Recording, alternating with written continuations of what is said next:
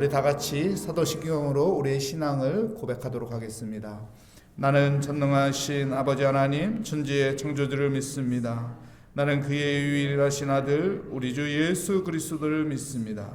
그는 성령으로 잉태되어 동정녀 마리아에게서 나시고 본디오 빌라도에게 고난을 받아 십자가에 못 박혀 죽으시고 장사된 지 사흘 만에 죽은 자 가운데서 다시 살아나셨으며 하늘에 오르시어 전능하신 아버지 하나님 우편에 앉아 계시다가 거기로부터 살아있는 자와 죽은 자를 심판하러 오십니다.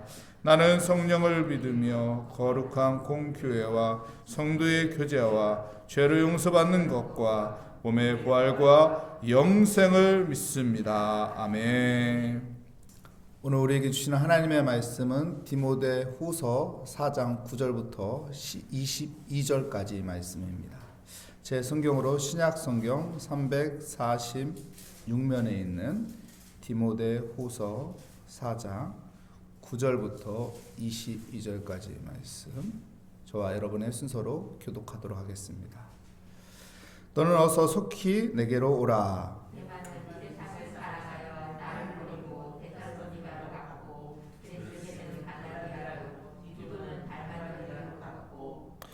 누가만 나와 함께 있느니라. 내가 올 때에 마가를 데리고 오라. 그가 나의 일에 유익하니라.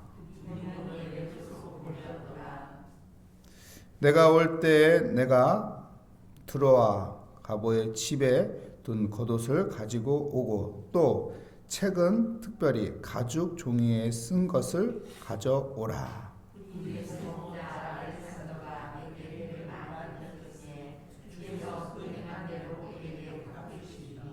너도 그를 주의하라. 그가 우리 말을 심히 대적하였느니라.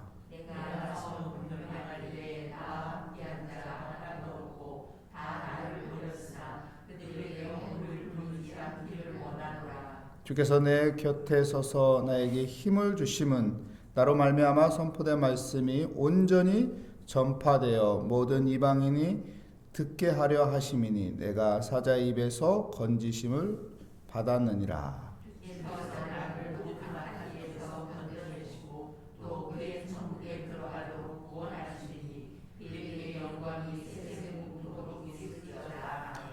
브루시가와 아골라와 및 오네시보로의 집에 문안하라.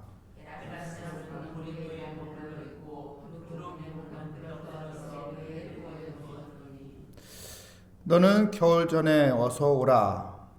우블로와 부데와 니노와 클라우디아의 모든 형제가 다 내게 문안하느니라. 나는 주께서 내 심령에 함께 계시기를 바라노니 은혜가 너희와 함께 있을지어다. 아멘. 속히 내게로 오라 라는 제목으로 하나님의 말씀을 증거하도록 하겠습니다. 데살로니가 후서는 바울이 마지막 쓴 서신이죠. 바울이 로마 감옥에서 마지막 시간을 보내고 순교하게 되는데 그 전에 쓴 말씀이 데살로니가 후서입니다. 데살로니가 후서 마지막 장 4장에 오늘 말씀의 내용을 보면은 많은 사람들의 이야기를 하고 있습니다. 오늘 9절 말씀에 보면 속히 내게로 오라. 누구 보고 속히 내게로 오라고 하는 것이죠? 네? 디모데에게 속히 오라고 합니다. 디모데가 지금 에베소 교회에 목회를 하고 있어. 디모데는 바울의 후계자죠. 목회 후계자입니다. 그렇기 때문에 1500km라는 긴 먼 거리에 있는 디모데에게 속히 오라고. 우리가 언제 속히 오라고 요청을 하나요? 속히 오라는 이 단어 속에는 급한 마음이 있죠. 그리고 무엇인가 중요한 것이 있으니까 빨리 오라는 거죠. 안 그런가요? 무엇인가 급하고 중요한 일이 있으면 어떻게 해요? 빨리 오라고. 빨리 지금 와야 한다고. 막 그러잖아요. 그리고 꼭 필요한 일이 해야 하기 때문에 빨리 속히 오라고 하는 것이죠. 우리가 인생을 살아가면서 많은 사람들이 필요합니다. 속히 무엇인가를 해결하고 속히 무엇인가 도움이 필요하고 속히 이 일을 처리해야 할 때 꼭 필요한 사람이 내 주위에 있는 그런 사람이 되시기를 축복합니다.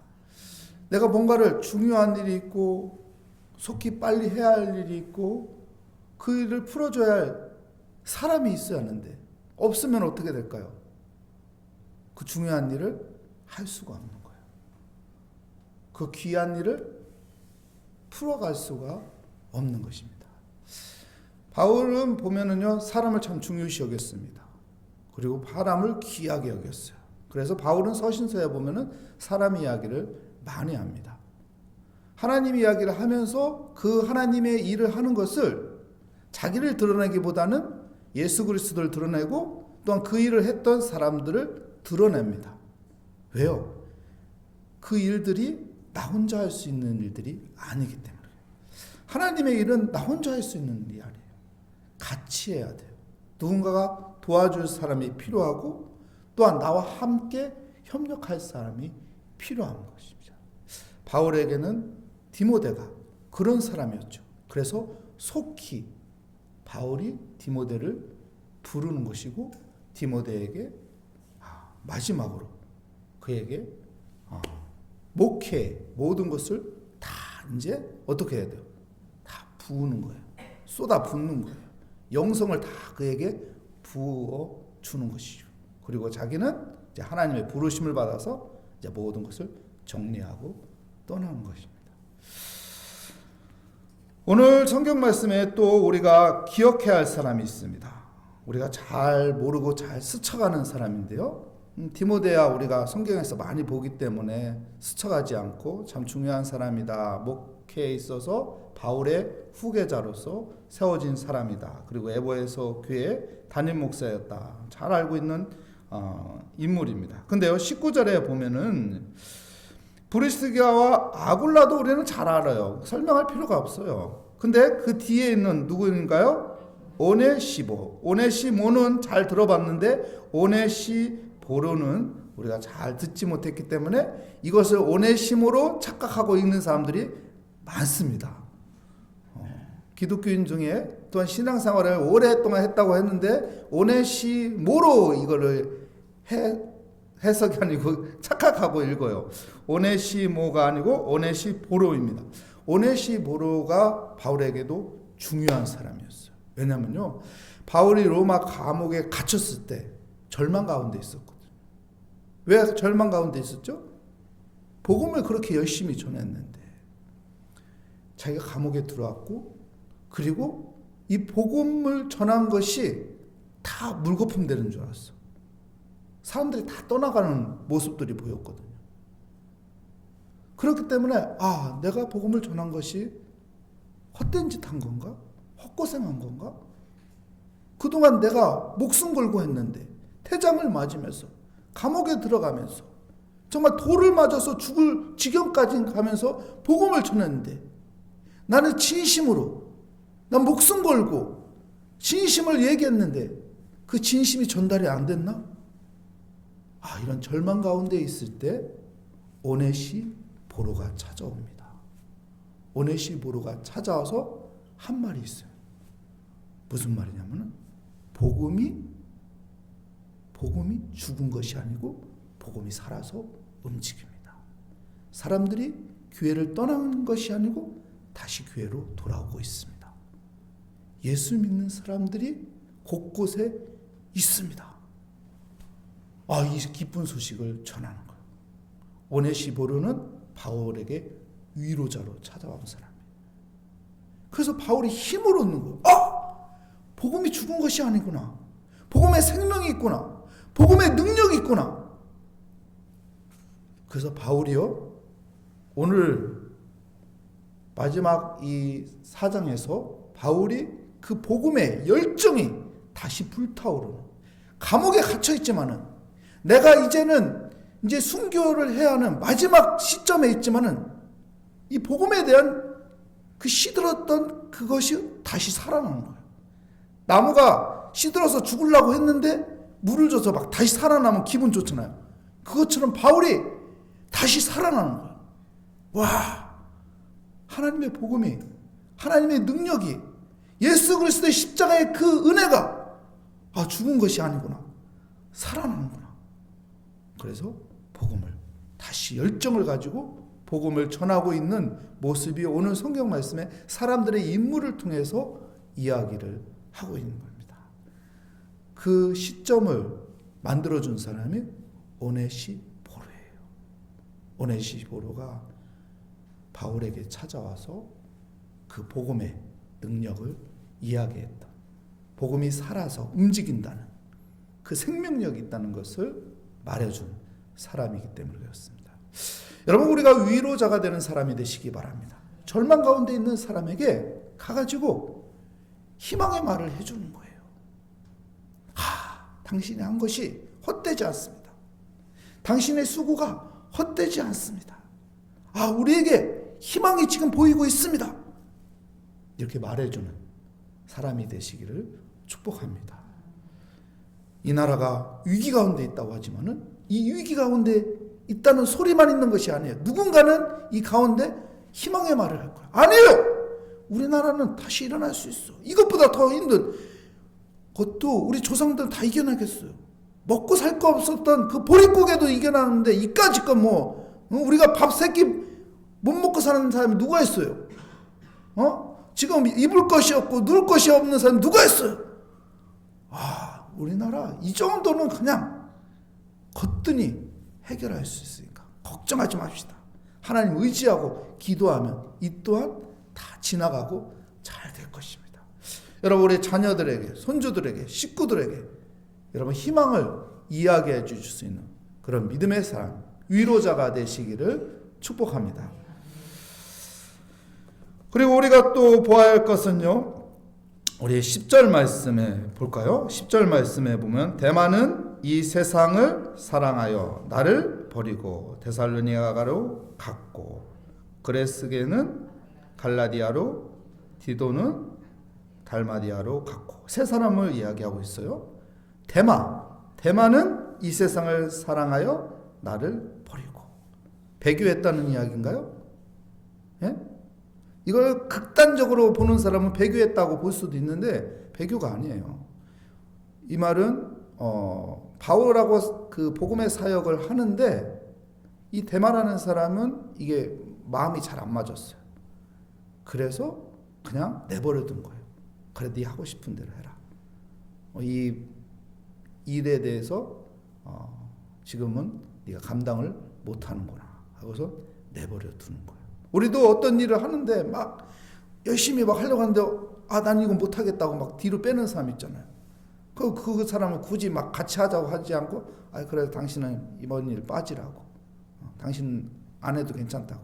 안 해도 괜찮으니까 마음 편하게 이번 일은 참여하지 않아도 된다고 하고 일을 시작하는 거예요. 데마가 그런 인물이었던 거예요. 바울의 이 복음 사역에 적극성이 없어서 그냥 그래, 너는 여기서 빠져라 이렇게 한 거지, 배교했다고 극단적으로 보면 안 되는 것이죠. 천국 가서 보면 어떡하려고. 천국 가서 이거 대마 욕했는데 여기 와 있네? 그러면 안 되잖아요. 네. 또 보아야 할 사람은 그 이어서 누구인가요?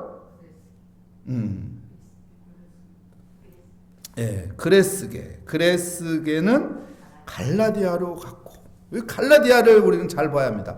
이 갈라디아 하면은 갈라디아서를 생각할 수 있고 또한 갈라디아 지역을 생각할 수 있어요. 그렇죠? 터키 지역에 있는 그 갈라디아 지역을 생각할 수 있는데 그 지역이 아니에요. 그 지역으로 생각하면 안 되고요. 이 지역은 지금의 프랑스예요. 프랑스. 바울이 프랑스까지 복음을 못 전했거든요. 로마, 이탈리아가 그 로마가 있는 곳이잖아요. 이탈리아 북쪽이 위쪽으로 올라가면 프랑스라고요. 거기까지 바울이 못 올라갔어요. 근데 바울이 복음의 열정이 뜨거운 거예요. 그러니까 감옥에 있지만은 이 복음의 열정이 뜨거워서 그레스게를 어디로 보내요? 프랑스로 갈라디아로 보내는 겁니다. 그래서 거기에 가서 복음을 전파하도록. 그러니까 바울의 복음의 열정이 그만큼 뜨거웠다는 것이죠. 복음은 살아있구나. 복음은 능력이 있구나. 아니, 복음에 생명이 있구나. 그래서 프랑스로 복음을 전하도록 보내는 모습을 그려주고 있는 것입니다. 그리고 누구를 또 이야기하나요? 디도. 디도는 달마디아로 갔고, 이 달마디아 지역도 바울이 걸쳐온 지역이죠. 근데 왜 디도를 보낼까요? 디도도 바울이 정말로 가까이에 두었던 좋은 사람이거든요.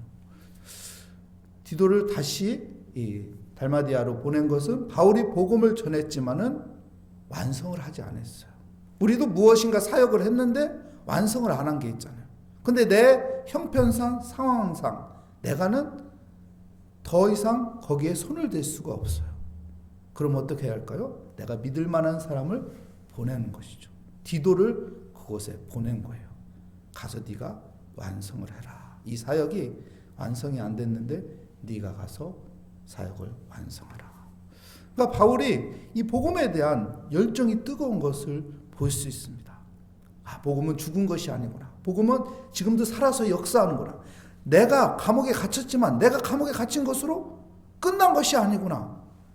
아직도 살아서 역사하니 다시 보내서 사역을 마무리할 수 있도록 보내는 모습을 볼 수가 있습니다.